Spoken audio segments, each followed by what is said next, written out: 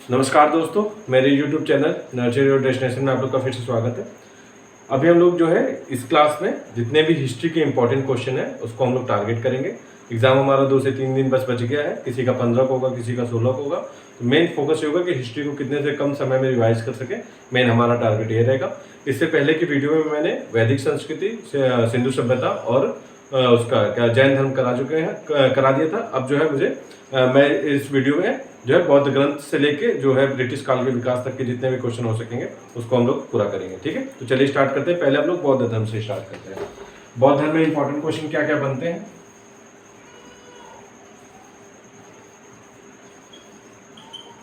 उसमें क्लियरली लिखा है गौतम बुद्ध की जीवन से संबंधित क्वेश्चन रहेंगे।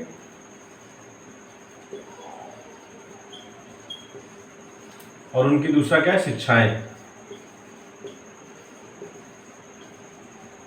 मेन इसी दोनों चीजों इससे रिलेटेड जितने भी क्वेश्चन हमारे बन सकते हैं उसको हम लोग देख लेते हैं। तो पहला तो यही क्वेश्चन, जैसे अगर उसमें फैक्चुअल क्वेश्शन ज्यादा पूछते तो पहला तो यही पूछेगा बौद्ध जी का, महात्मा बुद्ध जी का जन्म कब हुआ था। तो 563 ईसा पूर्व में उनका जन्म हुआ था। पहला कहाँ हुआ था, लुम्बिनी में हुआ था, सभी को पता होगा, कपिलवस्तु के पास। तीसरा क्वेश्चन क्या पूछता है, इनके पिताजी का नाम क्या था या किस गढ़ के थे। तो शाक्य के मुखिया थे।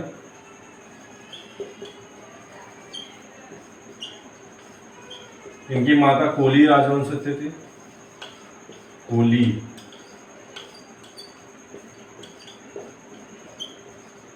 ठीक है, एक तो ये पूछता है कि इनके पिता जो है किस मतलब उनका जो है किस राजवंश से थे। तो शाक्य राजवंश से याद रखिएगा, उनकी माता जो है कोली राजवंश से थी। पहला चीज, 4 चीजें होगी। अब पूछता है कि इनके जो है जन्म से रिलेटेड जो है चिन्ह कौन कौन से हैं। तो पहला जन्म से रिलेटेड क्या है, कमल एवं सांड।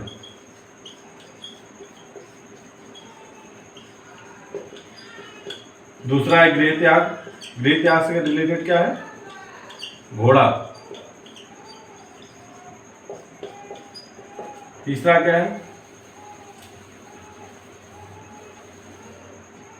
तीसरा उनका जो है एक तो मृत्यु से संबंधित क्या है, स्तूप।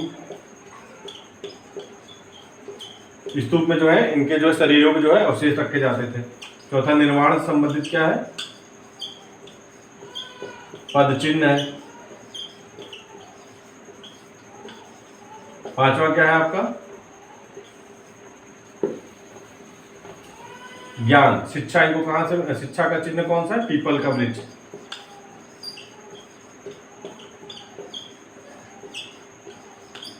पीपल का वृक्ष, ये इनसे जो है जीवन से संबंधित कुछ क्वेश्चन है। अब ये क्या हुआ था, ये जो है बूढ़े गरीब अरे बूढ़ा लोग को देखा, उसके बाद मृत्यु इंसान को देखा, साधु को देखा, तो इनका जो है दिमाग जो है परिवर्तित हो गया। तो इन्होंने ये जो है घर से अपने भाग गए। उसके बाद इन्होंने सबसे पहले सांख्य दर्शन की शिक्षा ली, किससे, आलार कलाम से। आलार कलाम से सांख्य दर्शन की शिक्षा ली। ठीक है, उसके बाद राजगीर में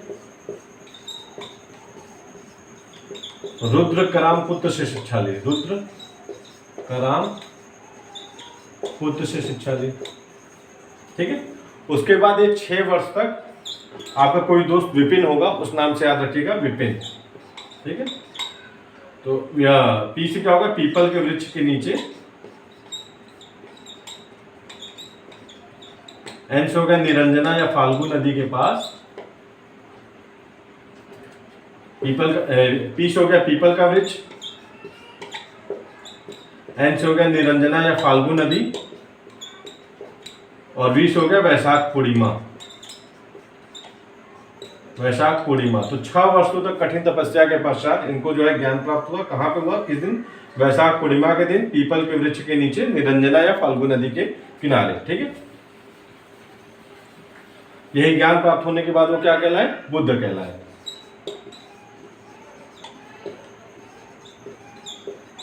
ये इनसे जीवन से रिलेटेड जितनी भी इंपॉर्टेंट चीजें थी वो हम लोगों ने देख लिया। अब इनकी शिक्षाएं क्या क्या थी, शिक्षा देखते हैं।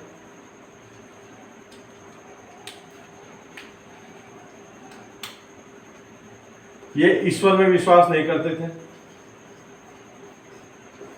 आत्मा में विश्वास नहीं करते थे, पुनर्जन्म में विश्वास रखते थे।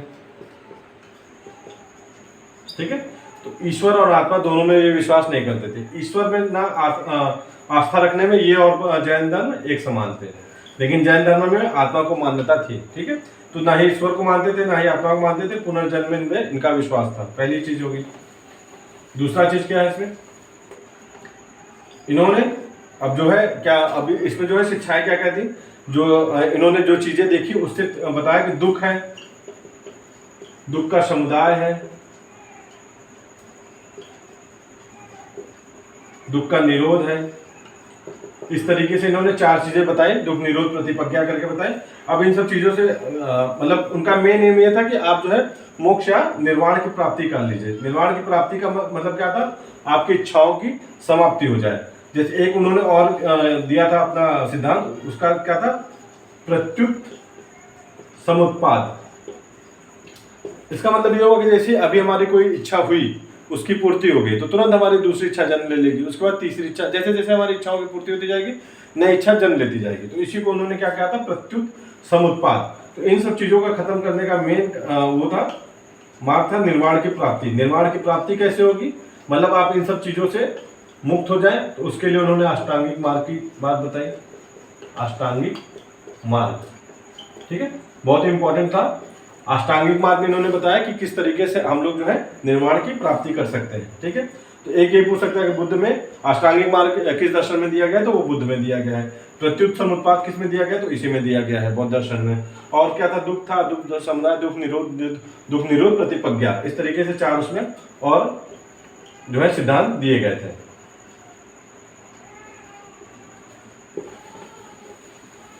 अब इससे रिलेटेड सम्मेलन पूछता है कि कौन कौन से 4 जो है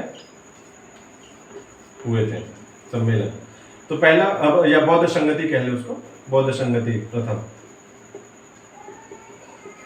प्रथम राजगीर में हुआ, दूसरा वैशाली में हुआ, तीसरा पाटलिपुत्र में हुआ, चौथा कुंडलवन में हुआ। राजा कौन कौन थे, अजातशत्रु, कालाशोक, शोक के बाद अशोक और कनिष्क। अध्यक्ष कौन थे, महाकश्यप, शबाकामी, मोगलापत्युतिश, वसुमित्र और अश्वघोष। इंपॉर्टेंट है, बहुत ज्यादा याद कर लीजिएगा। किसी भी तरीके से अपना वो शॉर्ट ट्रिक बना लीजिए, ए वी, किसी भी जो भी आपको समझ में आता है वो बना लीजिए। पहला अजातशत्रु, कालाशोक, अशोक, कनिष्क, पहला, दूसरा, तीसरा, चौथा। पहला राजगीर में, दूसरा वैशाली में, तीसरा पाटलिपुत्र में, चौथा कुंडलवन में। पहले में अध्यक्ष महाकश्यप, दूसरे में शबाकामी, तीसरे में मोगलापतितुष, चौथे में वसुमित्र अश्वघोष। इंपॉर्टेंट क्या चीजें हैं इन सब में, जब पहला वाला हुआ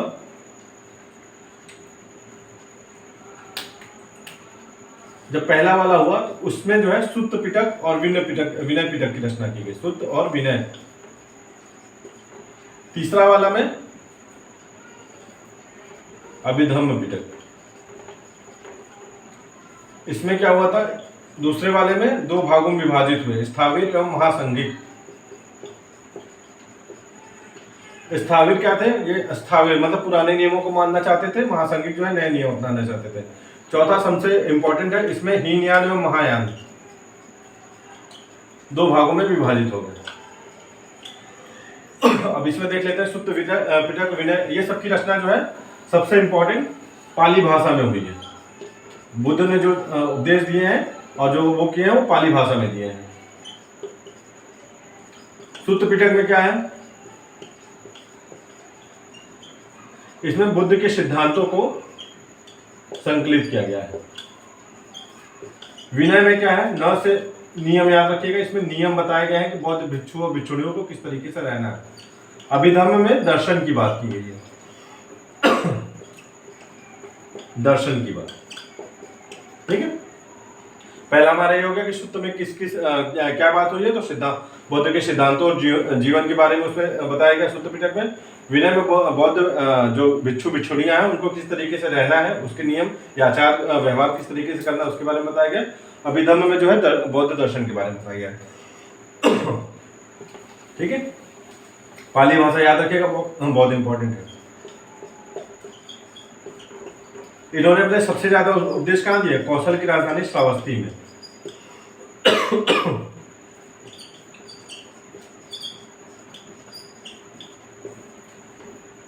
इसके बाद क्या क्वेश्चन बनता है एक हमारा,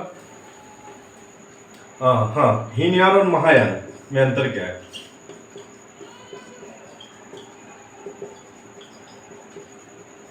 एक तो पहला, इसमें महायान में मूर्ति की पूजा की जाती है, इसमें चिन्हों की पूजा की जाती है।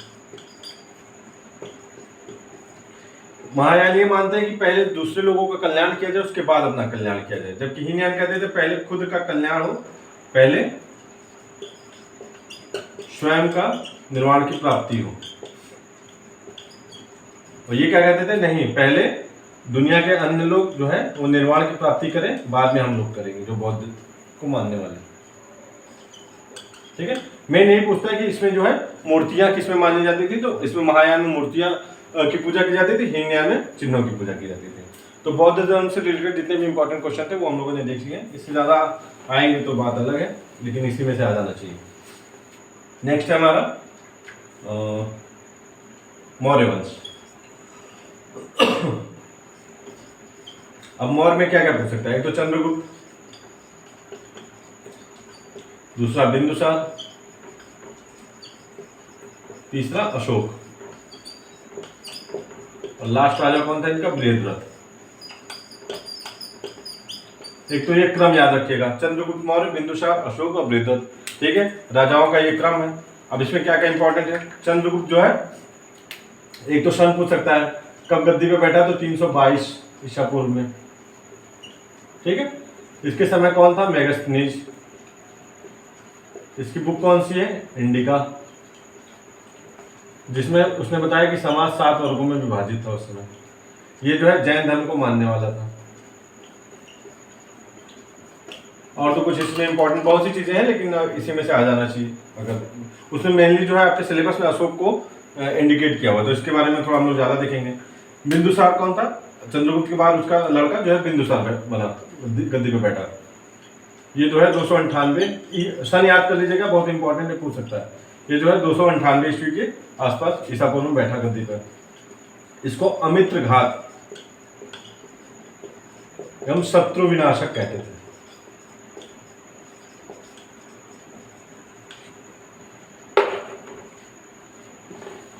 और इसमें क्या चीजें इंपॉर्टेंट, इसके समय में तक्षशिला में 2 विद्रोह हुए, पहले सुशील को भेजा, दूसरे में अशोक को। तीसरा क्या इंपॉर्टेंट है, इसके समय में डाइमेकस जो है आया था, डाइमेकस।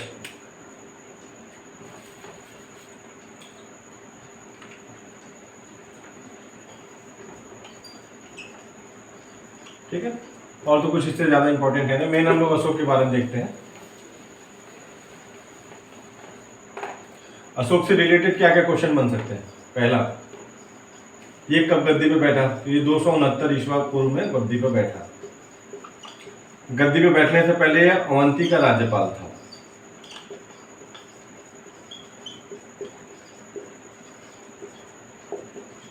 मास्की एवं गुर्जरा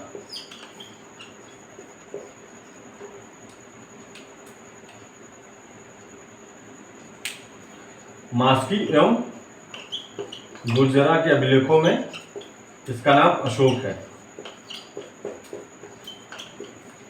चौथा, पुराणों में इसका नाम अशोक वर्धन है।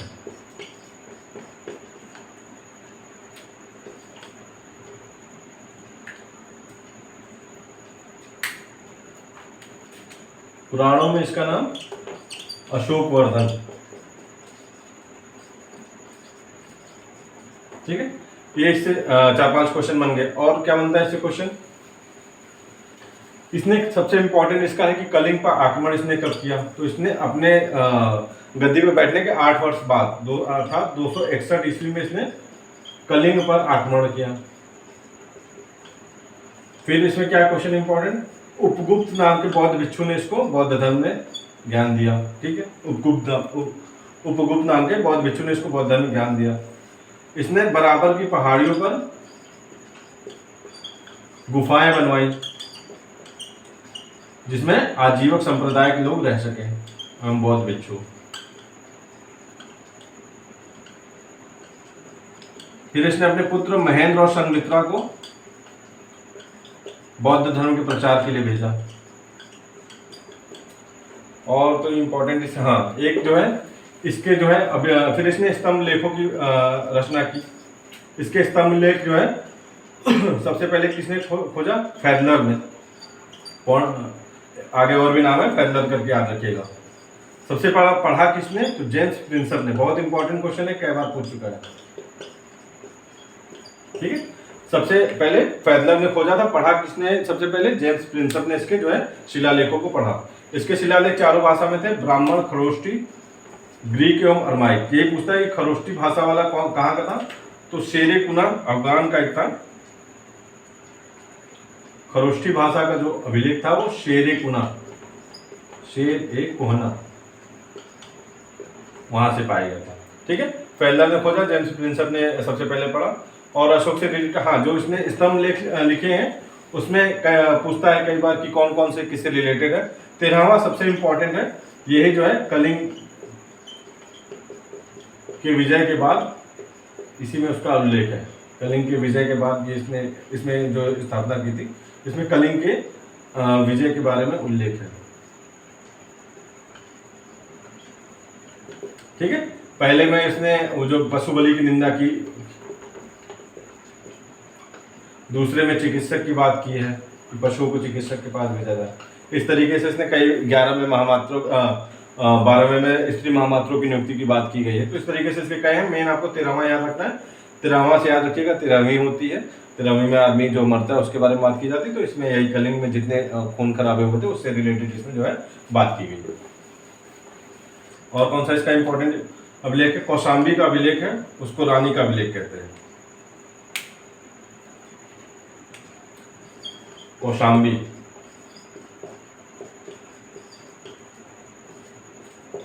रानी का अभिलेख।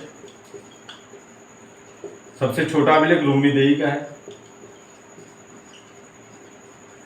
ठीक है, बाकी इंपॉर्टेंट इससे और कुछ, हाँ इस समय जो प्रशासन था वो विषय, गोप, ग्राम ऐसे विभाजित था। ठीक है, और इससे इंपॉर्टेंट और तो ज्यादा इससे पूछ नहीं सकता है, पूछेगा तो फिर देख लिया जाएगा। लास्ट इसका वही कौन था, गिरिधर था। शॉर्ट में जितना भी इंपॉर्टेंट हो सकता है मैं वो कराने की कोशिश कर रहा हूँ। ठीक है, लास्ट शासक पूछ सकता है तो वो गिरिधर याद रखिएगा।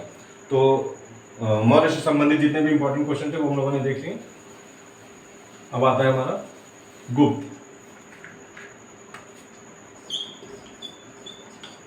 गुप्त में क्या है, गुप्त में भी स्पेशली उसने समुद्रगुप्त और चंद्रगुप्त द्वितीय को मेंशन किया है। तो मेन हम लोग पहले देखेंगे किसकी स्थापना कहाँ होती, कौशाम्बी के आसपास हुई थी। किसने की, श्रीगुप्त ने।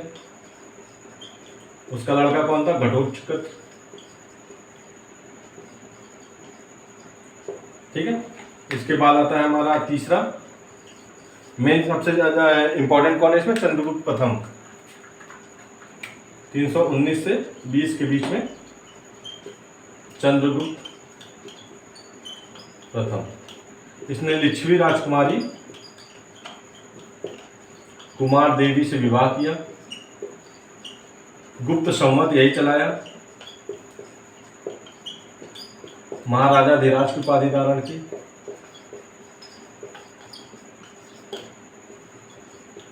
ठीक है, इसके बाद आते हैं कौन, समुद्रगुप्त।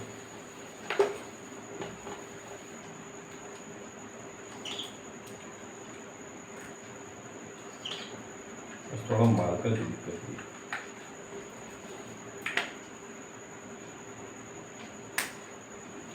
इसके बाद आते हैं हमारे समुद्रगुप्त। समुद्रगुप्त को क्या कहते हैं? नेपोलियन। पहली चीज क्या क्या चीजें इससे पूछ सकता है? एक तो इसको क्या क्या नाम इनके हैं? अश्वमेधकर्ता,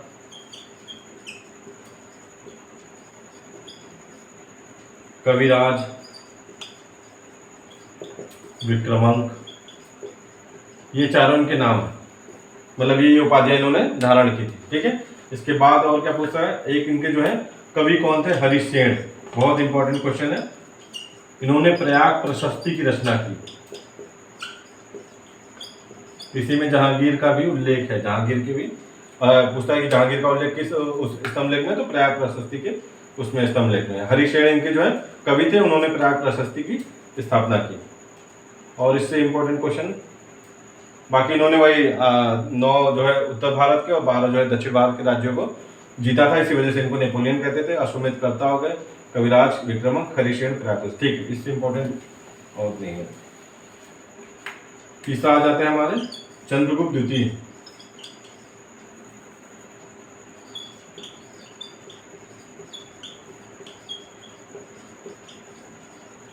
समुद्रगुप्त जो है आपके 335 में बैठे थे गद्दी पे, समुद्रगुप्त। ठीक है, याद रखिएगा। चंद्रगुप्त द्वितीय के रिलेटेड चीजें क्या है? एक तो इनके समय कौन आया? फाहियान आया, चीनी यात्री। शकों को हराने के उपलक्ष्य में इन्होंने चांदी के सिक्के जारी किए। विक्रमादित्य की उपाधि धारण की।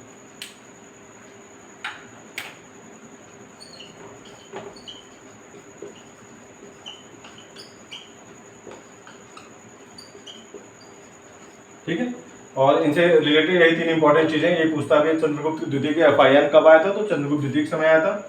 चांदी शकों को हराने के उपलक्ष्य में इन्होंने चांदी के सिक्के जारी किए और इन्होंने विक्रमादित्य की उपाधि धारण की थी। ठीक है, इनका लड़का कौन हुआ जिसने नालंदा विश्वविद्यालय की स्थापना की? कुमारगुप्त।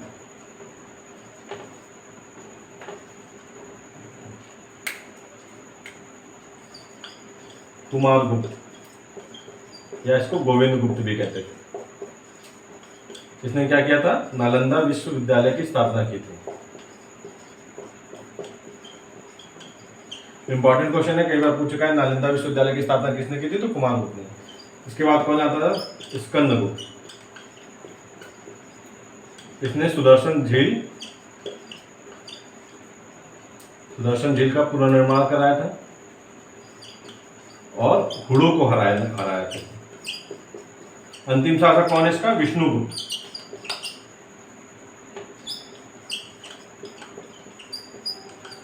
ये इंपॉर्टेंट जो है राजाओं से जितने रिलेटेड क्वेश्चन थे वो हो गए। अब इनके जो है दरबार में जो लोग रहते थे उनसे रिलेटेड क्वेश्चन पूछते हैं, देख लेते हैं। 3 तरीके के लोग थे। एक तो वैज्ञानिक टाइप के लोग थे, या तो शिक्षा से संबंधित समझ लीजिए, एक स्वास्थ्य से संबंधित, और तीसरा आपके साहित्य से संबंधित। तो देखते हैं वैज्ञानिक और शिक्षा में कौन कौन थे आपके? आर्यभट्ट, ब्रह्मगुप्त, वराहमिहिर। आर्यभट्ट,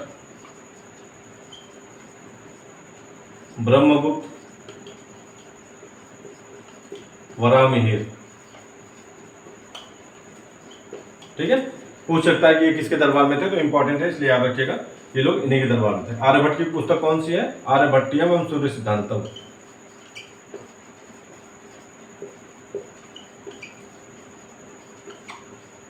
ठीक है, वराहमिहिर ने खगोल से संबंधित जानकारी दी थी। इसी तरह ब्रह्मगुप्त ने भी इन्हीं सब चीजों में वैज्ञानिक विषयों से संबंधित जानकारी दी थी, खगोल से संबंधित।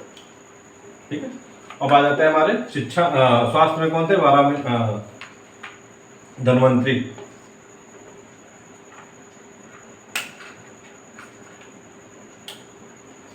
स्वास्थ्य में कौन थे वहां पे दरबार में? धन्वंतरी। ठीक है, उसके बाद आता है साहित्य, सबसे इंपॉर्टेंट। पहला कालिदास, दूसरा आपके विष्णुगुप्त,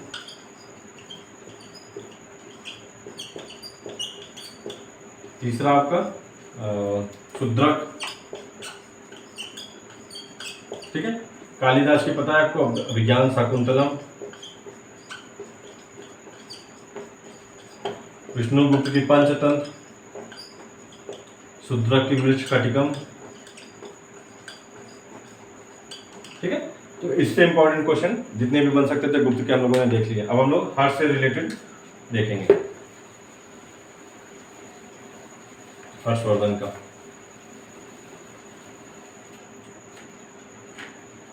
हर्षवर्धन में सबसे पहले पुष्यभूति वर्धन ने इसकी स्थापना की थी। पुष्यभूति वर्धन,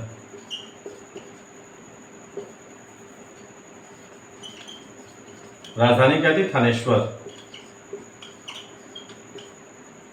ठीक है, दूसरा इंपॉर्टेंट क्वेश्चन क्या इससे बनता है कि इसके बाद सबसे मतलब हर स्थापना करने वाले कोई और थे, लेकिन सबसे ज्यादा प्रभावशाली किस राजा ने उसको बनाया? तो उसमें कौन थे? प्रभाकर वर्धन।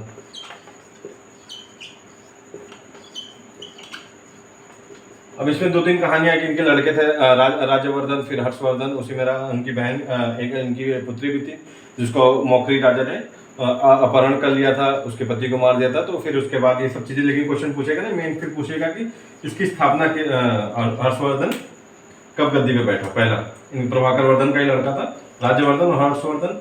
राज्यवर्धन की हत्या शशांक ने कर दी थी। उसके बाद हर्षवर्धन जो है 606 ईस्वी में 16 वर्ष की आयु में गद्दी बैठा। हर्षवर्धन का इंपॉर्टेंट है, याद रखिएगा। 606 ईस्वी में 16 वर्ष की आयु में गद्दी पर बैठा। फिर शशांक को हराने के बाद इसने कन्नौज को अपनी राजधानी बनाई। कन्नौज याद रखिएगा। किससे हार गया? पुलकेशी द्वितीय से, नर्मदा नदी के तट पर हार गया। सबसे इंपॉर्टेंट इसका जो है कवि कौन था? बाणभट्ट, कई बार पूछ चुका है। बाणभट्ट उसका दरबारी कवि था। उसने हर्षचरित एवं कादंबरी की रचना की थी। प्रियदर्शिका, रत्नावली, नागानंद, ये तीन रचनाएं जो है कुछ लोग कहते हैं हर्ष ने की थी, कुछ लोग कहते हैं कि हर्ष ने पैसे देके एक वो थे लेखक थे उनसे करवाई थी। ठीक है, लेकिन आप याद कीजिएगा प्रियदर्शिका, रत्नावली और नागानंद अगर पूछेगा तो हर्ष का नाम लिखिएगा, और बाणभट्ट का अगर पूछेगा तो हर्षचरित एवं कादंबरी। ठीक है, सबसे इंपॉर्टेंट इसके काल में कौन आया था? वेनस्वांग। वेनस्वांग जिसकी रचना क्या है? शियुकी, ये इसके दरबार में आया था। ठीक है, बाकी ये अपना प्रयाग में जो है महामोक्ष परिषद का सम्मेलन का वो करता था, अगवानी करता था। 6वें सम्मेलन में स्वयं उपस्थित था। इससे इंपॉर्टेंट ज्यादा इसमें कुछ है नहीं, तो ये सारी चीजें जो है हर्षवर्धन का देख लीजिएगा।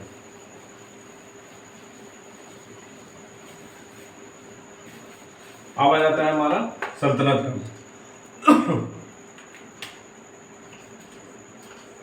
सल्तनत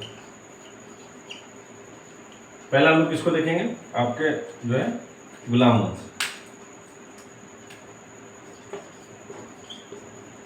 कब से कब? 1206 से 1290 तक, लगभग 84 वर्ष तक। पहला कुतुबुद्दीन,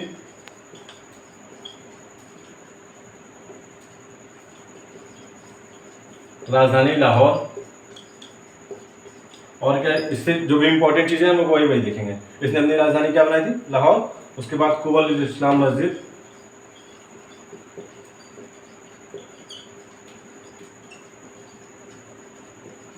ढाई दिन का झोपड़ा,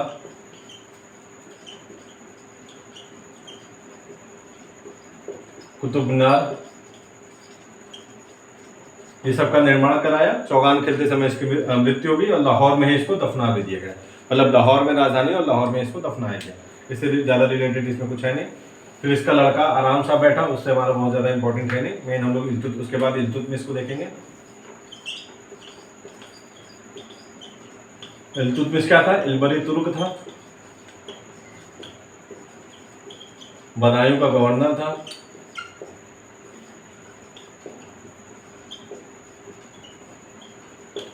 और क्या किया इसने, 4-5 चीजें की थी। एक तो तांबा का जीतल चलाया था, पैसा,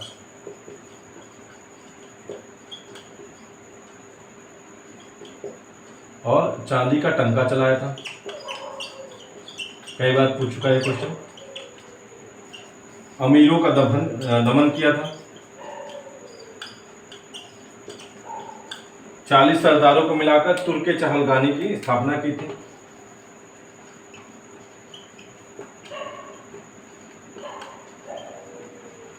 चालीस सरदारों को मिलाकर। और कुतुब मीनार का निर्माण कराया था 3 तल्ले तक। ठीक है, बाकी इससे इंपॉर्टेंट और कुछ है नहीं। और इसने खलीफा उनसे क्या नाम है, बगदाद के जो थे उनसे खलीफा की उपाधि धारण की थी,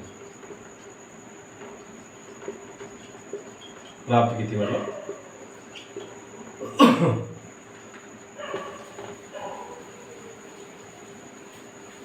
इसके बाद आ जाता है हमारा, और भी इनके इसके बीच में कई है। इसका लड़का बना रुकनुद्दीन फिरोज, शायद रुकनुद्दीन फिरोज, मैं रिकॉल नहीं कर पा रहा हूँ। और उसकी माँ जो है सातुरखान उसी बीच में छाई रहती थी उसके गद्दी पे, मतलब उसका प्रभाव सबसे ज़्यादा रहता था। उसको हटा के उसके बाद इसकी पुत्री रजिया सुल्ताना पहली जो है महिला शासक बनी। तो ये सब जो इम्पोर्टेंट, मतलब ये सब बेसिक क्वेश्चन है, आपको पता होने चाहिए। उसके बाद मेन इंपॉर्टेंट कौन है, उसके बाद और क्रम में आते गए। जो 2-3 लास्ट के हैं वो हम लोग देख लेते हैं। एक इसमें इंपॉर्टेंट आता है नसीरुद्दीन मोहम्मद।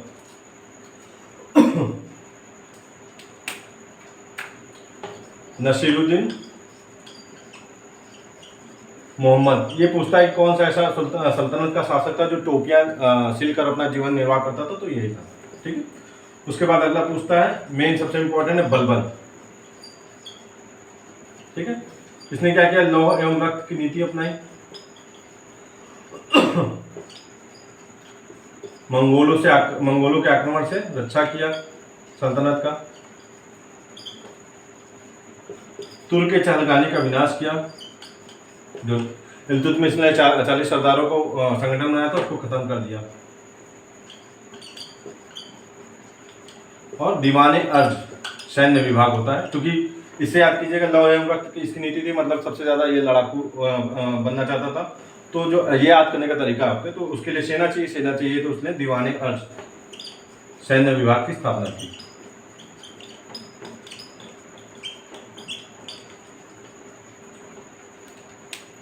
इसका नाम क्या था, बहाउद्दीन। बलबन से रिलेटेड जितने भी इंपॉर्टेंट क्वेश्चन है वो हम लोग देखिए। जो इनका गुलाम वंश का अंतिम शासक था उसका नाम था शमसुद्दीन कैमूश। ठीक है, बाकी और अब हम लोग खिलजी वंश देख लेते हैं।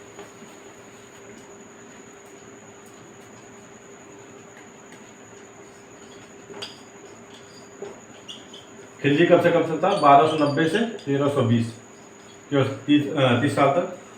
पहले इसका जलालुद्दीन खिलजी,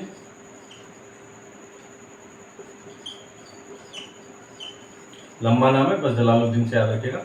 इसकी हत्या किसने कर दी, इसके भतीजे ने, अलाउद्दीन खिलजी। आप लोगों ने देखा ही होगा पद्मावती में।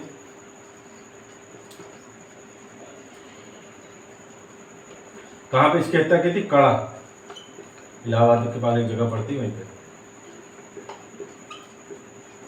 अलाउद्दीन खिलजी से इंपॉर्टेंट चीजें क्या है, इसने जो है सबसे पहले इसका बचपन का नाम क्या था, अली एवं गुरसास।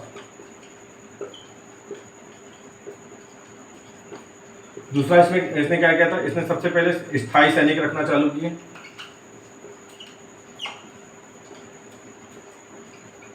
नगद वेतन देना चालू किया उनको। उनका हुलिया लिखना जो है चालू किया। सबसे इंपॉर्टेंट इसने क्या किया, दीवाने मुस्तक राज की स्थापना की।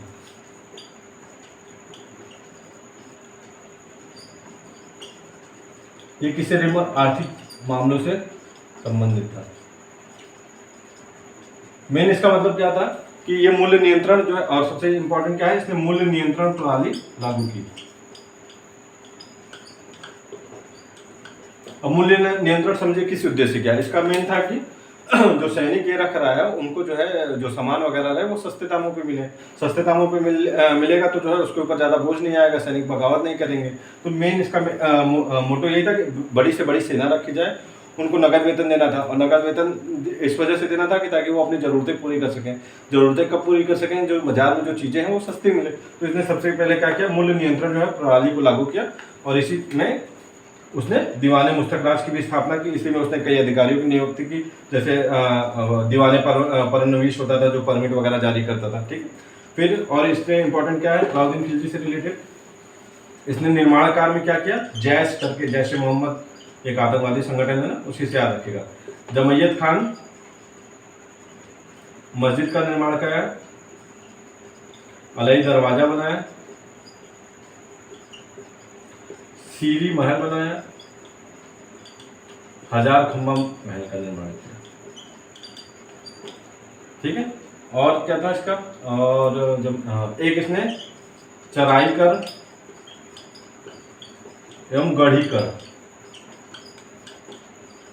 ये दो प्रकार के कर भी लगाए थे। पहला चराई कर एवं गढ़ी कर, इस प्रकार के इसने दो कर भी लगाए थे, ठीक है।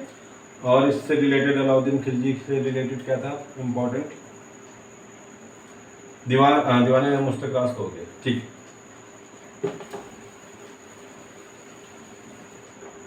लास्ट इसमें कौन था, मुबारक खिलजी, अलाउद्दीन खिलजी में।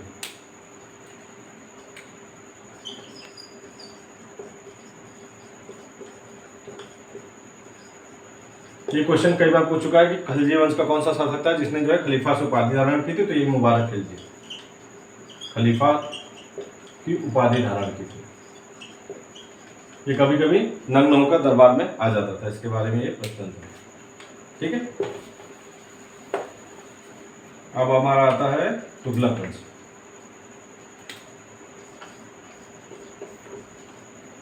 पहला भाई गयासुद्दीन तुगलक, नहर वगैरह का निर्माण कराया था। ये पूछ सकता है कि तुगलक वंश का कौन सा ऐसा शासक था जिसने नहर का निर्माण किया, तो गयासुद्दीन तुगलक। फिर इसके बारे में और कुछ है इंपॉर्टेंट, लेकिन वही जितने भी अमीर वगैरह थे उनको फिर से इसने जागीरें वगैरह दी थी, ये सब पूछेगा नहीं। अगला हमारा पूछता है मोहम्मद बिन तुगलक के बारे में।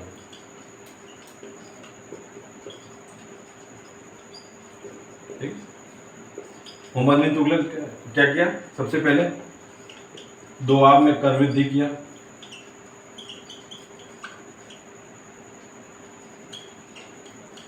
दूसरा क्या किया, अपनी राजधानी जो है स्थानांतरित की,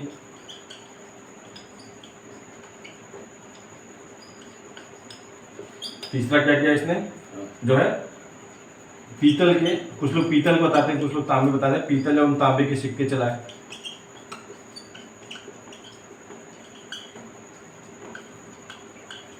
जिनका मूल्य इसने चांदी के जो है सिक्कों के बराबर कर दिया था। राजधानी अपनी इसने दौलताबाद से देवगिरी स्थानांतरित की थी, ठीक है। और इसमें इंपॉर्टेंट खुरासिल एवं कराचिल का अभियान चलाया था, खुरासन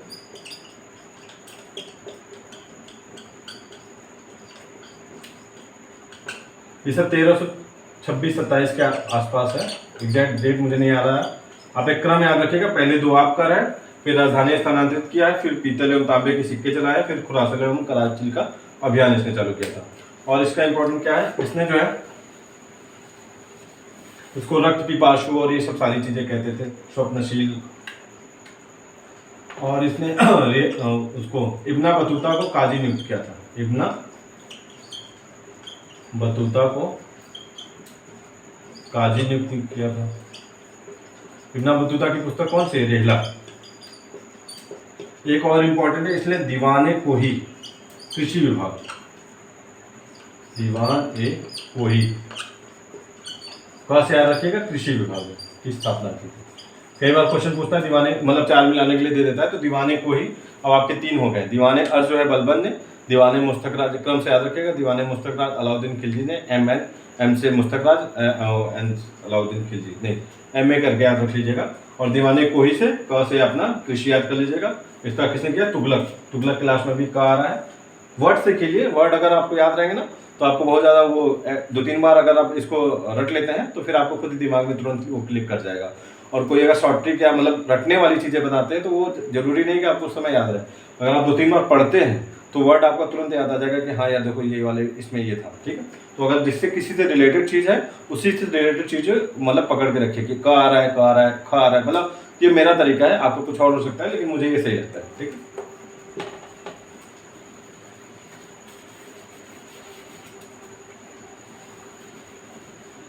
अब आ जाते हैं हमारे फिरोज तुगलक।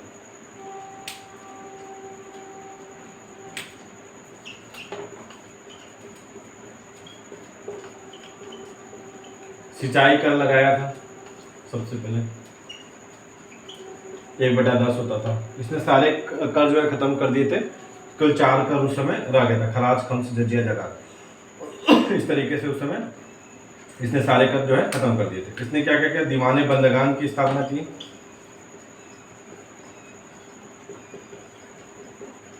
दीवाने खैरात की स्थापना की,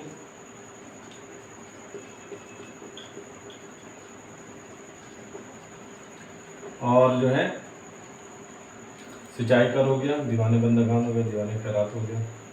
फिरोज नगर बनाया था इसने, फिरोजाबाद। जौनपुर नगर की स्थापना अपने भाई के याद में की थी, मोहम्मद बिन तुगलक के उसमें। और इससे रिलेटेड चीजें, लास्ट इनका जो शासक था खिलजी वंश का वो कौन था, नसीरुद्दीन। लास्ट शासक कौन था, नसीरुद्दीन। उसके समय कहते हैं कि जो वो था दिल्ली से पालन तक सल्तनत सिमट गया था, दिल्ली से पालन तक। ये क्वेश्चन पूछ चुका है कि किसके शासक में शासनकाल में ऐसा कहा जाता है कि शासन जो है दिल्ली से पालन तक सिमट गया था, तो नसीरुद्दीन, ठीक है। अगला जाता है सैयद वंश।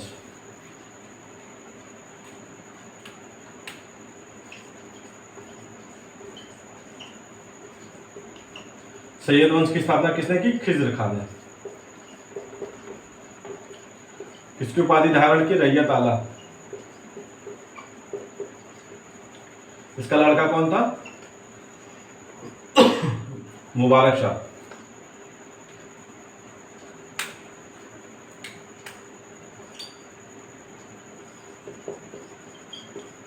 किसने किसको शरण दिया, याहिया बिन अहमद सरहिंदी को।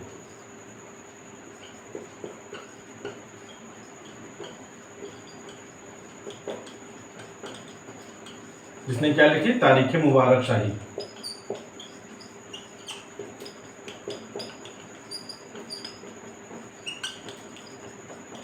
ठीक है, और ठीक है, इससे सैयद वंश से ज्यादा नहीं आएगा। लास्ट हमारा आ जाता है खिलजी वंश।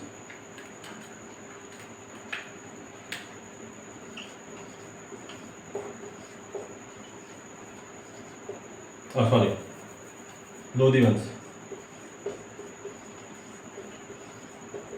लोधी वंश में 3 थे, बहलोल, क्रम याद रखिए, बहलोल, सिकंदर और इब्राहिम लोधी। पहला बहलोल लोधी। राजाओं के नाम याद रहेंगे आपको ना, तो आप उनसे रिलेटेड चीजें भी जल्दी रिकॉल कर लेंगे। तो क्रम हमेशा याद रखा कीजिए, बहलोल, सिकंदर, इब्राहिम।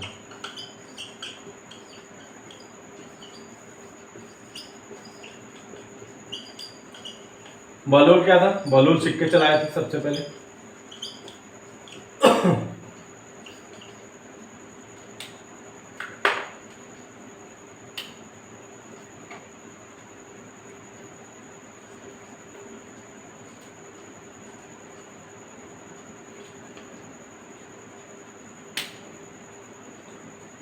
बहलोल सिक्के चलाए,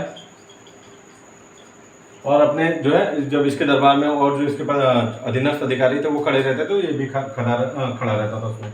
और कुछ इससे है नहीं। मैंने ये सिकंदर जो है गुल्लुकी नाम से शीर्षक से फारसी कविताएं करता था। ये पूछा जाता है कि कौन सा ऐसा शासक था जो गुल्लुकी शीर्षक के नाम से कविताएं करता था, तो सिकंदर याद रखिएगा। आगरा की स्थापना की, जमीन मापने के लिए गजे सिकंदरी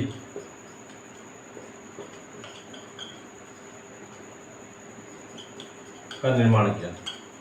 इब्राहिम लोधी के समय क्या है, पानीपत का प्रथम युद्ध। किसके किसके बीच हुआ था, बाबर और इब्राहिम लोधी।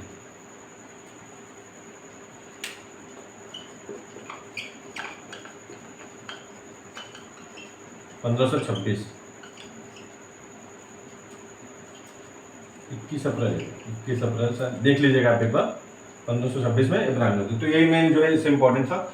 एक क्वेश्चन और क्या पूछ सकता है इन सबसे, क्रम क्रम एक तो पूछ सकता है, आप बता दीजिएगा। सबसे पहले जो है गुलाम वंश आया, उसके बाद आपका जो है खिलजी वंश आया, फिर तुगलक वंश आया, फिर सैयद वंश आया, लास्ट में लोधी आया।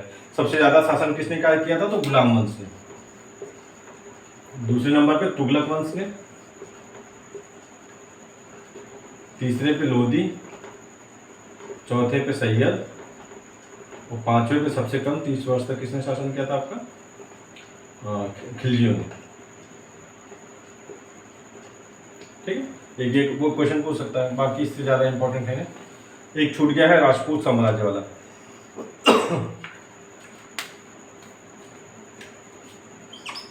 राजपूत, पहला गुर्जर प्रतिहार वंश, स्थापना किसने की है, नागभट्ट प्रथम ने। इंपॉर्टेंट राजा कौन है इसका, मिहिर भोज। कन्नौज को उसने राजधानी बनाई। आदिवरा की उपाधि धारण की।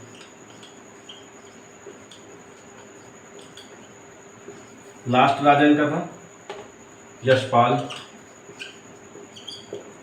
एक था अनंगपाल।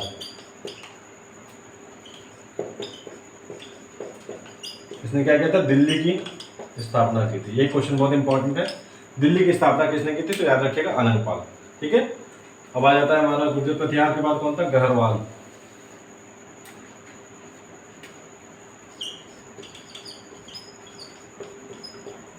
राजा कौन है इसमें, चंद्रदेव, उसने स्थापना की। राजधानी क्या है, वाराणसी। दूसरा इंपॉर्टेंट राजा कौन था इसका, गोविंद चंद्र।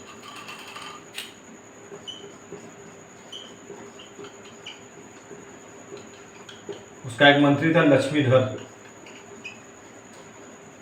जिसने कृत्य कल्पत्रु नामक ग्रंथ की रचना की। इसकी पत्नी थी कुमार देवी। इंपॉर्टेंट क्वेश्चन है, कई बार पूछ चुका है। जिसने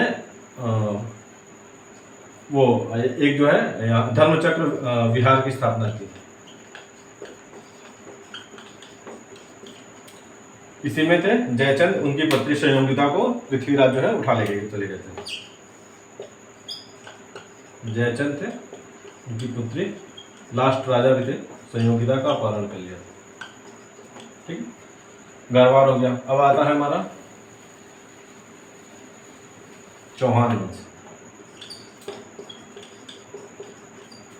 स्थापना वासुदेव।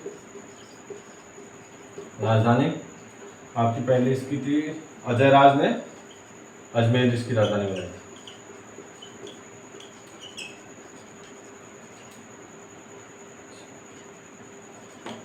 इंपॉर्टेंट राजा कौन है इसका, विग्रहराज चतुर्थ।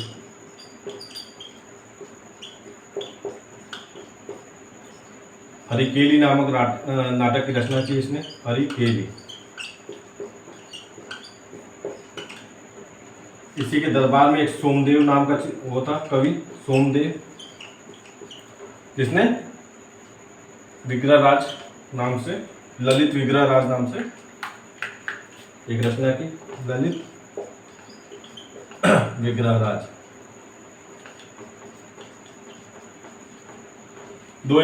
फिर इसके बाद इसमें सबसे इंपॉर्टेंट कौन है, वो पृथ्वीराज तृतीय चौहान, जो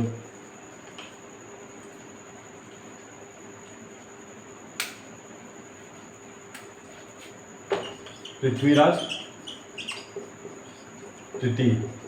तराइन का युद्ध हुआ किससे, मोहम्मद गौरी से, 1191। पहले में ये जीते पृथ्वीराज, 1192 में गौरी जीता। तराइन का युद्ध प्रथम और तराइन का युद्ध द्वितीय। ठीक है, चौहान में इससे ज्यादा इंपॉर्टेंट और कुछ है नहीं। ठीक है, अब हमारा जाता है चौहान परमार।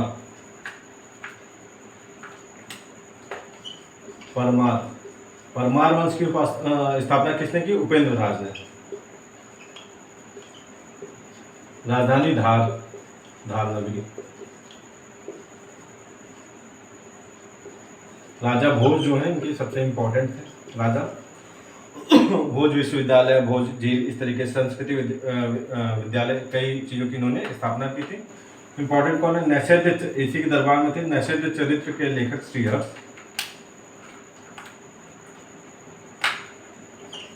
नैषध चरित्र के लेखक श्रीहर्ष और प्रबंध चिंतामणि के लेखक मेरुतुंग। और इससे ज्यादा इंपॉर्टेंट है नहीं। भोज का याद रखिएगा सबसे, अगर ये पूछता है कि परमार वंश में किस राजा ने सरस्वती मंदिर, भोजनाथ झील, विद्यालय सब की स्थापना की थी, तो भोज राजा ने की थी। फिर आ जाते हैं आपके हमारे सबसे इंपॉर्टेंट चंदेल।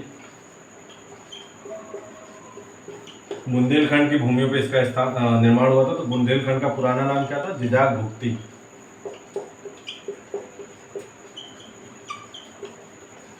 ठीक। और इससे इसकी चंदेल वंश की स्थापना किसने की? नन्नुक ने।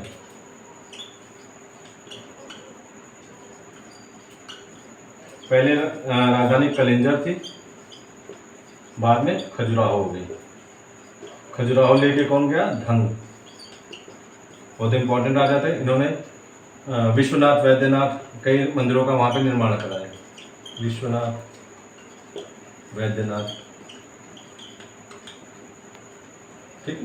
धन काफी ये पूछता है कि किसने जो है जिननाथ, विश्वनाथ, वैद्यनाथ, कई इंपॉर्टेंट मंदिरों का जो है, कंदरिया, महादेव, ये सब मंदिरों का निर्माण उन्होंने धन ने कराया। कंदरिया महादेव में याद नहीं आ रहा है, लेकिन ये तीन तो है, जिननाथ, विश्वनाथ और वैद्यनाथ। ठीक है, ये इंपॉर्टेंट राजा थे। उसके बाद इसमें और कौन थे चंदेल में? एक सबसे इंपॉर्टेंट जो पूछता है, विद्याधर।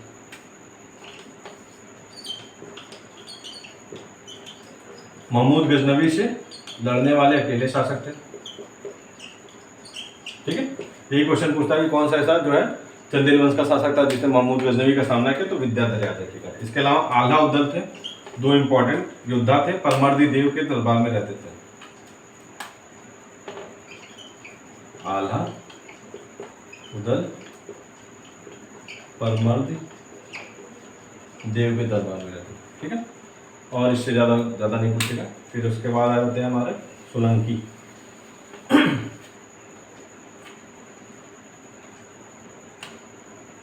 सोलंकी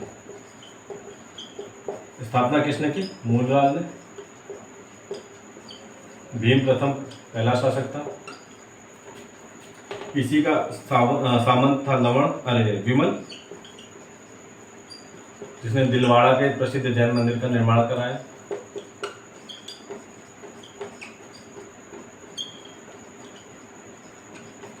और क्या इसमें इंपॉर्टेंट है? एक इसमें और राजा थे, जय सिंह सिद्धराज।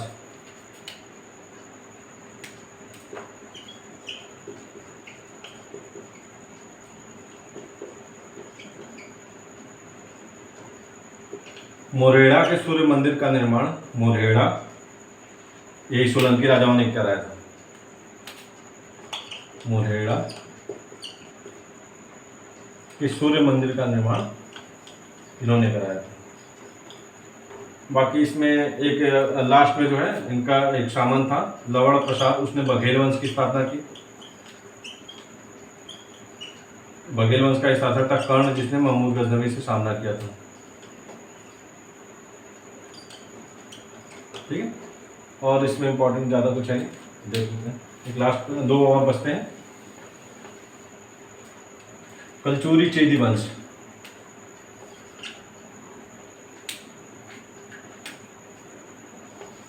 कलचूरी चेदी वंश, अगर नहीं भी समझ में आ रहा है क्योंकि मार्कर थोड़ा इसमें लाना भूल गया था, तो मैं जो बोल रहा हूँ कम से कम उसको आप लोग रिकॉल करते रहिएगा अपना। कलचूरी चेदी वंश की स्थापना कोक्कल ने की थी और राजधानी इसकी क्या थी? त्रिपुरी।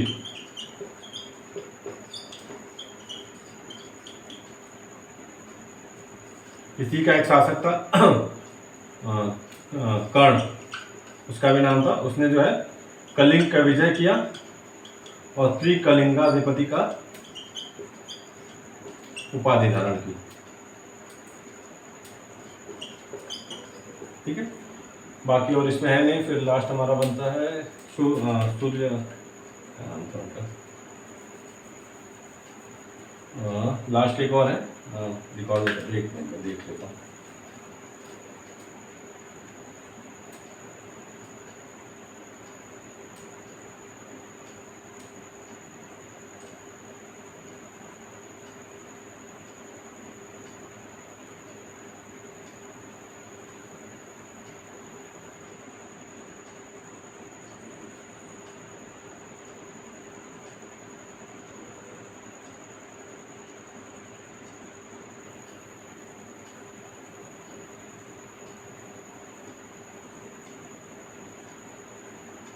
हाँ, शिशोदिया वंश।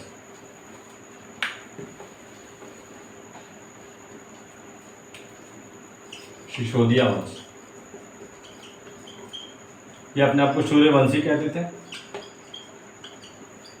राणा कुंभा थे, इसी वंश से रिलेटेड थे, जिन्होंने क्या थे, विजय स्तंभ की स्थापना की थी। राणा कुंभा, विजय स्तंभ सुने होंगे आप लोग कई बार। एक और राणा सांगा का नाम सुना होगा। 1518 में खतौली का युद्ध हुआ था इन्हीं का। किसके साथ? बाबर के साथ। बहुत इंपॉर्टेंट है, याद रखिए। 1518 में खतौली का युद्ध बाबर के साथ। एक बार मैं सन देख लेता हूँ, मैं भी इंसान भूल सकता हूँ।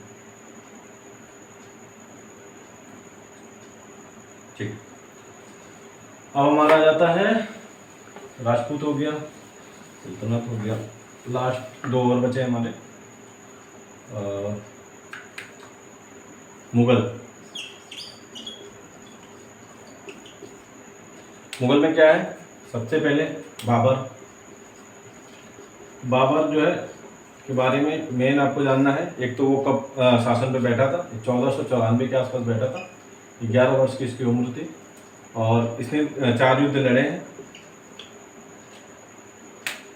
चारों युद्ध का सन याद होना चाहिए आपको। पहला कौन सा है? पानीपत का प्रथम युद्ध।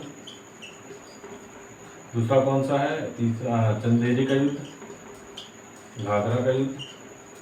एक जो उसने राणा सांगा से लड़ा था, खतौली नहीं, खतौली तो हो गया, पानीपत हो गया। एक मिनट,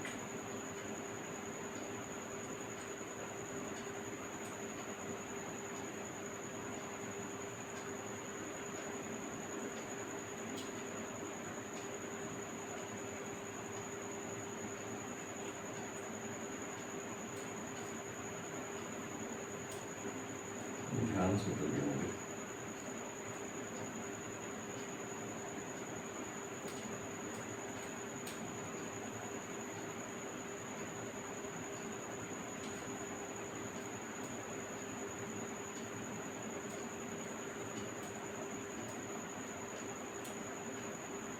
खानवा का युद्ध, जिसने जिहाद का नारा दिया था, वही बोला था। खानवा का युद्ध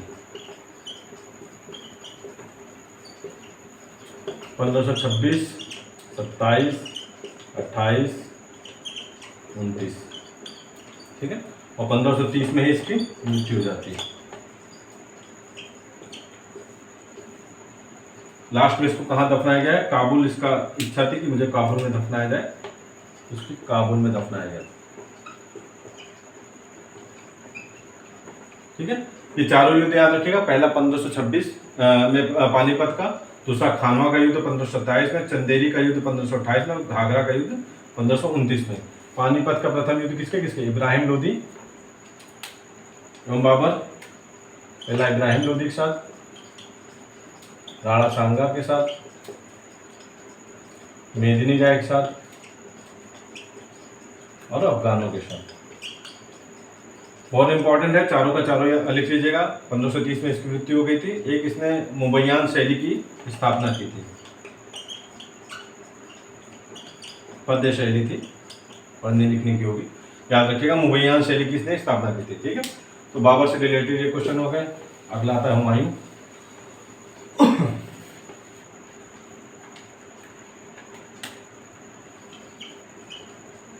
इनकी मृत्यु 1530 में हुई, तो उसी समय हुमायूं अपना गद्दी पर बैठा 1530 में, 1555 तक। और जो है शायद 1556 तक उसी में फिर वो आए थे ना अकबर, उनकी मृत्यु हुआ। अभी देख लेंगे हम लोग। हुमायूं से रिलेटेड क्या है, दो युद्ध बहुत ज्यादा पूछता है। चौसा का युद्ध 1539 और कन्नौज या बिलग्राम का युद्ध। आदमी हमेशा इसी में कंफ्यूजन हो जाता है, चाबी करके याद रख लीजिएगा। च से चौसा हो गया, बी से बिलग्राम या कन्नौज का युद्ध हो गया। दो युद्ध इसने और लड़े थे। लास्ट का युद्ध था सरहिंद, और एक था पहला इससे सबसे पहला युद्ध था वेदरा का युद्ध। वेदरा वो 1531 में लड़ा था, और सरहिंद का सबसे लास्ट में लड़ा था। मैं एक बार सन इसका देख लेता हूँ।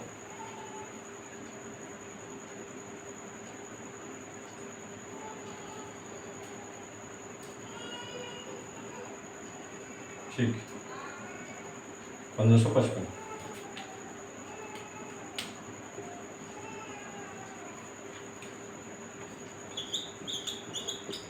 ठीक है, मेन हुमायूं का यही रखिएगा कि वेदरा का युद्ध, इसने एक दीन पनाह की स्थापना की थी, दीन पनाह नगर की स्थापना की थी। ज्योतिष में विश्वास करता था। दीन पनाह के सीढ़ियों से गिर के इसकी जो है मृत्यु हो गई थी। युद्ध इसका याद रखिएगा, वेदरा का युद्ध, चौसा का युद्ध, कन्नौज या बिलग्राम का युद्ध, सरहिंद का युद्ध। ठीक है, सरहिंद का युद्ध 1555 में, कन्नौज या बिलग्राम को 1540, चौसा का 1539 और वेदरा का युद्ध 1531 में। इसी बीच में कौन आ जाता है आपके, शेरशाह सूरी। पहले अफगान वंश की स्थापना किसने की, शेरशाह सूरी ने। प्रथम अफगान वंश की स्थापना। हुक्का नामक अग्नेयवश चलाते समय इनकी मृत्यु हो गई थी। कलिंजर किला जीतने गए थे वहीं पे। और इन्होंने मेन काम का क्या किया है, आपका एक ग्रैंड ट्रंक रोड की स्थापना की है। इसका मकबरा कहाँ पे, सासाराम में। कबूलियत एवं पट्टा प्रथा इन्होंने चलाई है।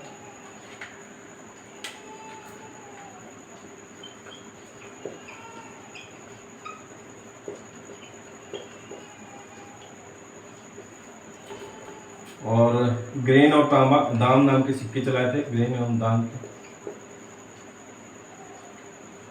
और क्या था इनका, रोहतासगढ़ का किला,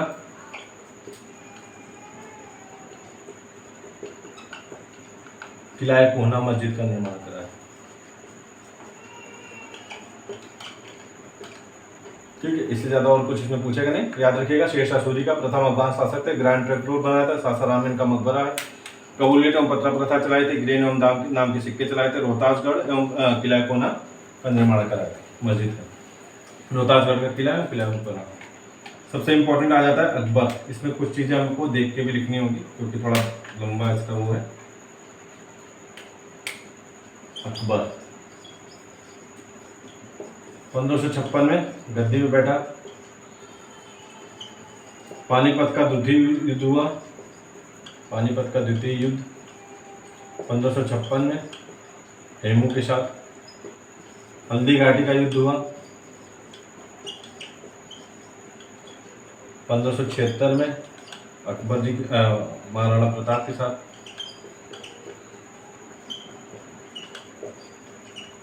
और क्या था इसमें, हाँ, शासन के लिए इन्होंने क्या किया, जो लगान वगैरह लेते हैं उसके लिए जब्ती प्रणाली लगाई। जब्ती प्रणाली। और क्या किया, मनसबदारी व्यवस्था चालू की थी। पूछ सकता है किसने चालू की थी, तो इन्होंने। और क्या किया था, टोडरमल जो इनके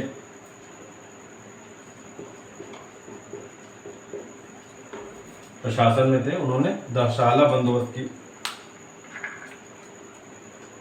जारी किया। दहशाला।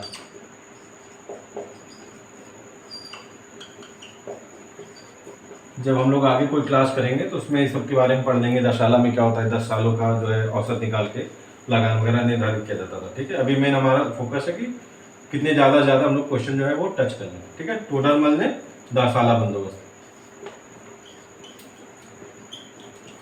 और इसका इम्पोर्टेंट क्या है, 1562 में इन्होंने हरमदल से मुक्ति पा ली थी?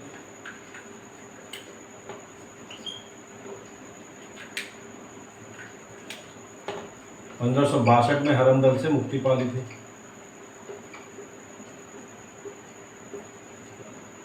जो इम्पोर्टेंट है वो मैं थोड़ा ईयर देख के बता दे रहा हूँ आपको, तो मैं कंफ्यूज हो रहा हूँ।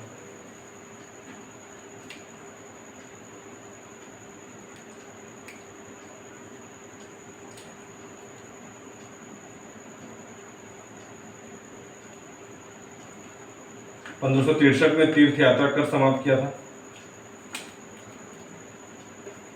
1563 में तीर्थ यात्रा कर की समाप्ति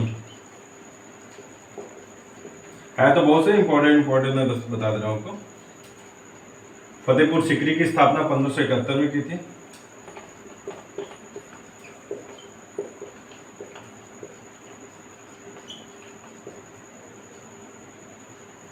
इबादत खाना मोस्ट इंपॉर्टेंट 1575 में इबादत खाना की स्थापना।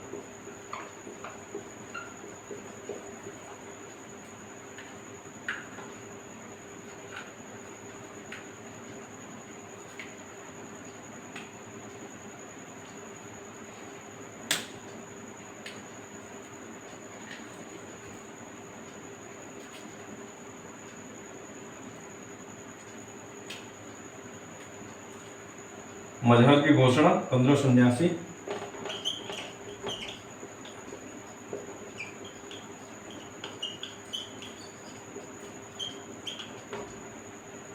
और दीन इलाही बहुत इंपॉर्टेंट है, 1582 में दीन इलाही।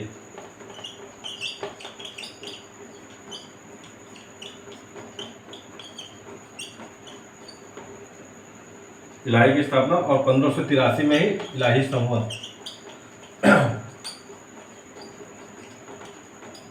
अब देखिए 1562 में हरमदल से मुक्ति इसने ले ली। 1563 में तीर्थ यात्रा कर की समाप्ति कर दी। 1571 में फतेहपुर सीकरी की स्थापना की। 1575 में इबादत खाने की स्थापना की। 1579 में मजहर की घोषणा की। 1582 में दीन इलाही की स्थापना की और 1583 में इलाही संवत चलाया। ये सारे बहुत इंपॉर्टेंट है, इसको याद कर लीजिएगा, ठीक है। और अकबर से रिलेटेड क्या थे?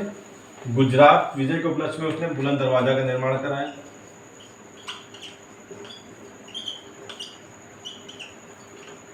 बुलंद दरवाजा। बाकी इसने अनुवाद विभाग की भी स्थापना की थी।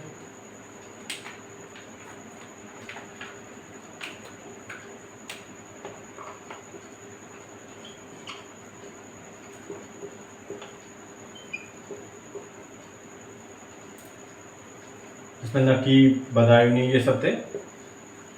इन्होंने महाभारत का अनुवाद किया था, महाभारत का। नकीब, करीम, बदायूनी और आगे नाम था इसी या एक एक अक्षर से पकड़ लीजिएगा। नकीब, करीम, बदायूनी, इन्होंने महाभारत की अनुवाद किया था, ठीक। बाकी और अकबर से रिलेटेड चीज़ें ज़्यादा नहीं पूछेगा। 5 नंबर का पूछना है, उसको खुद ही डिसाइड करना होगा कि इसमें कौन सा 1 नंबर का पूछेगा। 2 और आ जाते हैं, 3 और है इसमें मुगल सल्तनत में। एक आपके जहांगीर, शाहजहां और औरंगजेब। जहांगीर,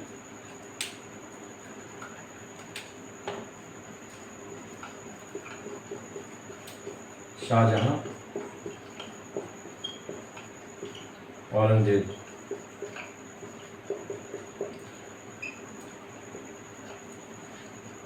जहांगीर न्याय की जंजीर के लिए फेमस है।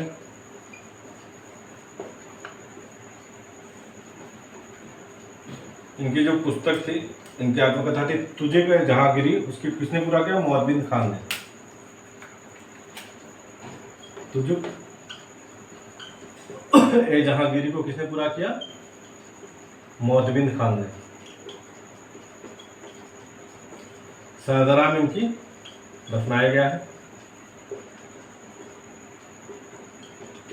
नूरजहां इनके समय में थे। इत्मादुद्दौला का मकबरा इन्होंने बनाया।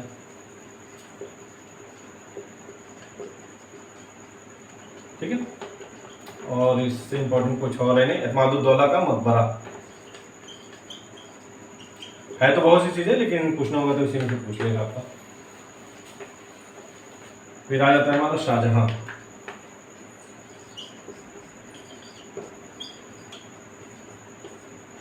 दीवाने आम दीवाने खास,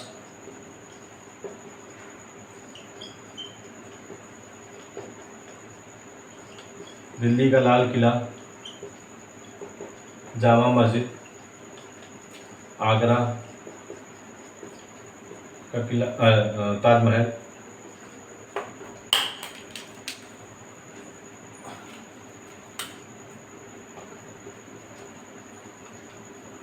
मयूर सिंहासन। इनके निर्माण कार्यों में काफी रुचि थी, तो इन्होंने ये सारे काम जो है शाहजहां ने करवाया था। ठीक है, और पूछना होगा तो कुछ पूछ सकता है, बाकी हम लोग यही देखेंगे। और इसमें क्या है, हाँ, जब पता चला कि शाहजहां बीमार हो गए तो उनके लड़कों के बीच में आपस में जो है दारा और औरंगजेब के बीच में 3 युद्ध हुए थे। ये भी पीछे से पूछा हुआ क्वेश्चन था, इसलिए याद रखेगा। पहला था धर्मट का युद्ध, सामूगढ़ का युद्ध और देवराई का युद्ध। धर्मट, सामूगढ़ और देवराई। लास्ट का देवराई का युद्ध था, यही निर्णायक युद्ध था, जिसके बाद जो है औरंगजेब गद्दी पे बैठे।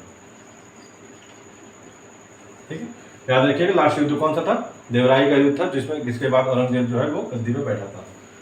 औरंगजेब से रिलेटेड क्वेश्चन क्या पूछ सकता है आपका? पिछली बार तो पूछ चुका है कि इनकी मृत्यु जो है कब हुई थी, 1707 में। आलमगीर नाम से कौन सा शासक बैठा था, तो यही, ये जो है दारुल हर्ब से दारुल इस्लाम में जो है प्रशासन को परिवर्तित करना चाहता था।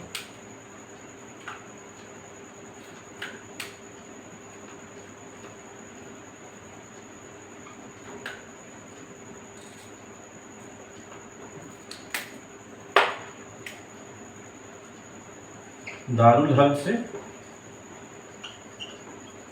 दारुल इस्लाम में शासन को परिवर्तित करना चाहता था।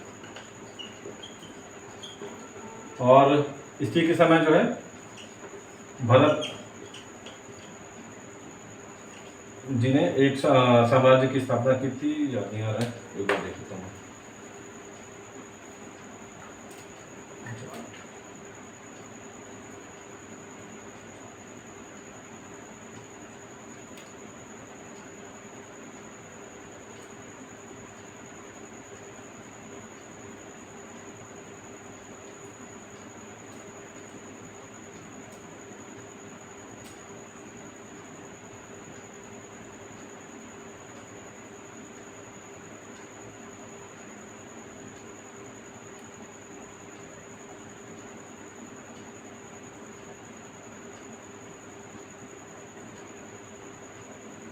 हाँ, भरत और राजवंश की स्थापना चूड़ामन ने की थी।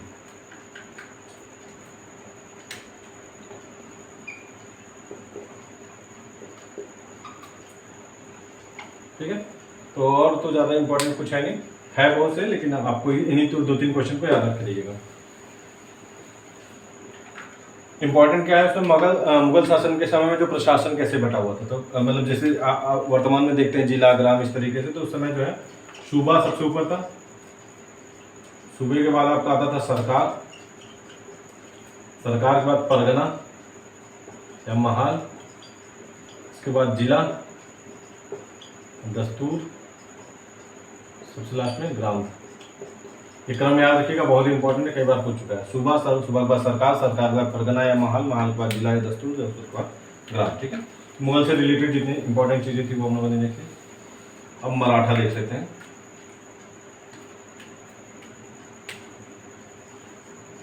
मराठा, शिवाजी 1627 ईस्वी में जन्म हुआ। शिवाजी का जन्म 1627 में। 1656 ईस्वी में रायगढ़ को राजधानी बनाया। कोदंड देव गुरु, आध्यात्मिक गुरु कोदंड देव जो है इनके गुरु थे, भी देख लेते हैं आध्यात्मिक गुरु कौन थे। और जो है 1600 सूरत को इन्होंने 2 बार लूटा। 1664, 1670 और जो है 1674 में, अभी मैं सन देख ले रहा हूँ, अपना इन्होंने राज्याभिषेक कराया। कहाँ? रायगढ़ में। पंडित कहाँ का था? बनारस का, बनारस के थे, गंगाबाड़ी। पुरंदर की संधि हुई 1600, सन देख लेता हूँ, 1674 में ही हुई थी पुरंदर की संधि। और इसके बाद जो है 1680 में इनकी मृत्यु हुई थी। पूछा था पिछली बार जो है कौन समकालीन था इनके, शिवाजी के समकालीन कौन था? तो तुकाराम थे, वो शिवाजी के समकालीन थे। ठीक है, उड़न देव हो गया, रामदेव है सर, मैं देख ले रहा हूँ।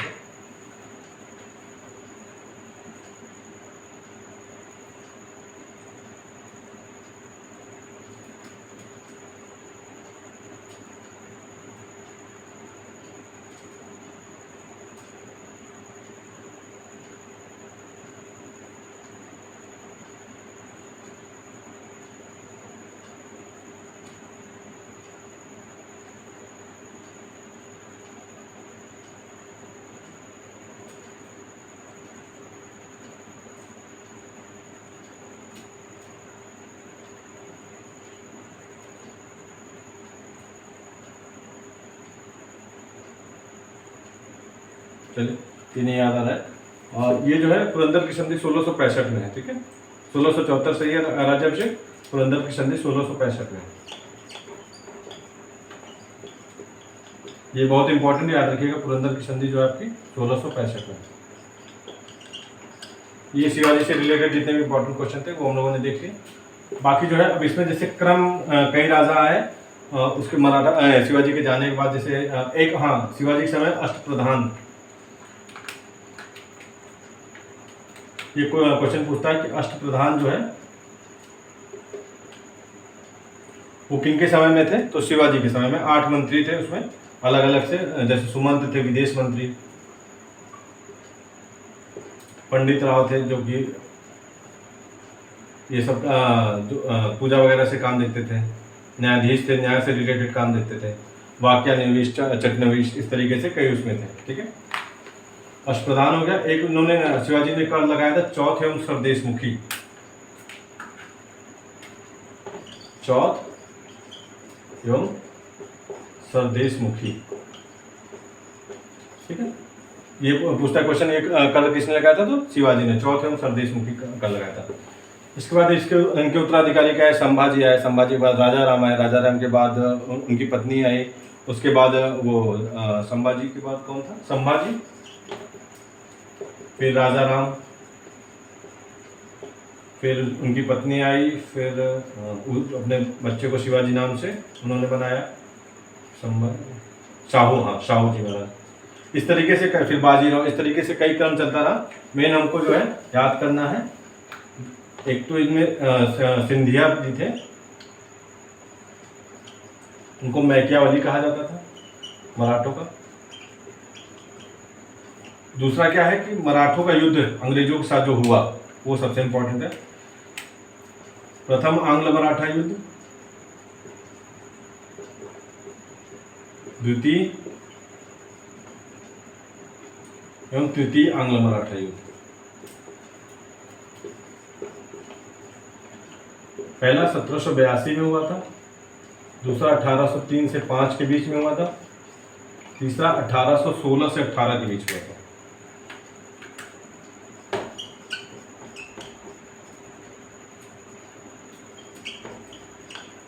ठीक है, पहले वाले में सालाबाई की संधि हुई थी,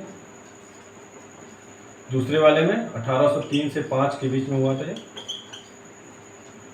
देवगांव की संधि हुई थी, तीसरे वाले में मराठा राजा पूरी तरीके से वो करके अंग्रेजों ने अपने में मिला लिया था। तीनों युद्ध इंपॉर्टेंट है, प्रथम आंग्ल मराठा युद्ध, द्वितीय आंग्ल मराठा युद्ध और तृतीय 1782, 1803 से 5, 1816 से 18। एक बार मैं जो है सन क्लियर कर ले रहा हूँ क्योंकि सन में ही सबसे ज्यादा कंफ्यूजन रहता है।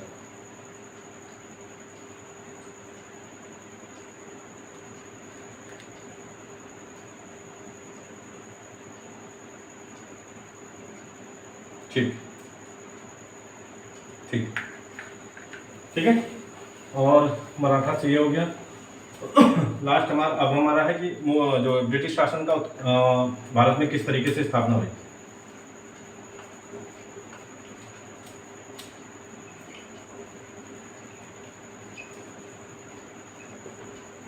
आखिर वो क्या आए थे, एक व्यापारी बन के ही आए थे यहाँ पे। तो सबसे पहले उनका काम क्या था कि किसी तरीके से यहाँ पे व्यापार करने की सुविधा मिल जाए। तो उस क्रम में बहुत से उनके जो अधिकारी थे वो आए। सबसे पहले कौन आया, कैप्टन हॉकिंस आए, थॉमस मुनरो आए, विलियम फिंच, एडवर्ड टेरी। इस तरीके से कई जो है उनके अधिकारी आए, जहांगीर वगैरह से कई नेताओं उस समय के राजाओं से मिलकर कई अपना जो है सहूलियत प्राप्त की और अपना व्यापार स्टार्ट किया। तो एक तो पहला क्रम पूछ सकता है, फिर सबसे पहला तो क्रम पूछ लिया। दूसरा क्या पूछ सकता है कि सबसे पहले अंग्रेजों ने कोठी कहाँ स्थापना की। तो सबसे पहले मुसलीपट्टनम में स्थापना की।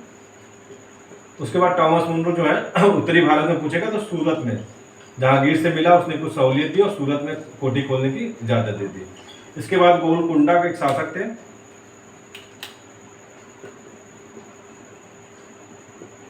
उन्होंने शाही फरमान जारी करके ये पूछता है कि किस शासक ने जो है शाही फरमान जारी किया था। तो गोलकुंडा के शासक ने शाही फरमान जारी करके इनको व्यापार करने की और सहूलियत दे दी। बंदरगाह वगैरह इसको मिनिमम जो है पैसे पे दे दिया कि आप इतना पैसा जो है साल में अदा कीजिएगा और उस बंदरगाह का अपना मुक्त रूप से उसको उपयोग कीजिए।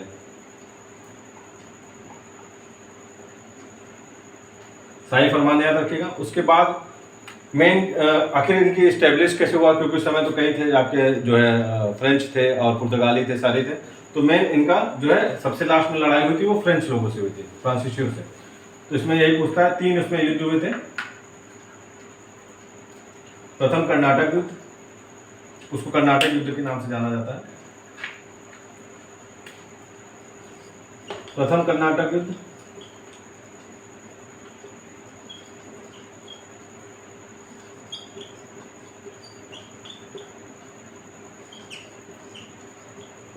द्वितीय कर्नाटक युद्ध, तृतीय कर्नाटक युद्ध। एक तो सन पूछता है 1746 से 48, दूसरा 1749 से 54,